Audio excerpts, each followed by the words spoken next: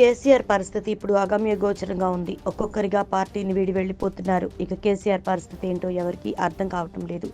ఎందుకంటే ఒక 10 ఏళ్లు నిరాటంకంగా పాలించేశారు. మంత్రిగా ఎన్నో బాధ్యతలు నిర్వహించారు. తర్వాత తెలంగాణ కోసం బాధ్యతలను నెత్తికెత్తుకుని గెలిచారు.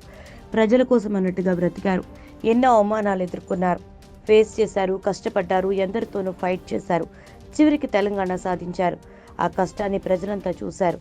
2004లో కాంగ్రెస్తో పొత్తు, 2009లో టీడీపీతో పొత్తు, తర్వాత రాష్ట్ర విభజనలో కీలకంగా పోరాడి రాష్ట్రాన్ని సాధించుకున్నారు.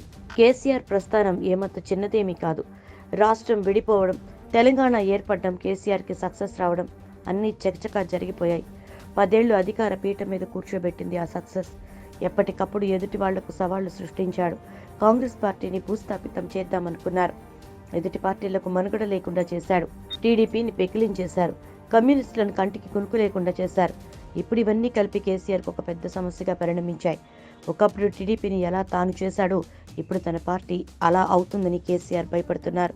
అలాగే కాంగ్రెస్ కూడా ఇప్పుడు ఆ పార్టీ మీద కక్ష కట్టింది. బీజేపీకి ఎదురు తిరిగిన కేసీఆర్ కూతురు కవితను జైల్లో పెట్టించింది. ఇప్పుడు కేసీఆర్కి 4 వైపుల నుంచి సమస్యలే ఎదురవుతున్నాయి. గెలిచి చూడు ప్రపంచమంటే నీకు తెలుస్తుంది, ఓడి చూడు ప్రపంచం నీకు పరిచయం అవుతుంది అన్న మాటల్లో ఇప్పుడు కేసీఆర్కి ప్రపంచం అంటే ఏంటో పరిచయం అవుతోంది.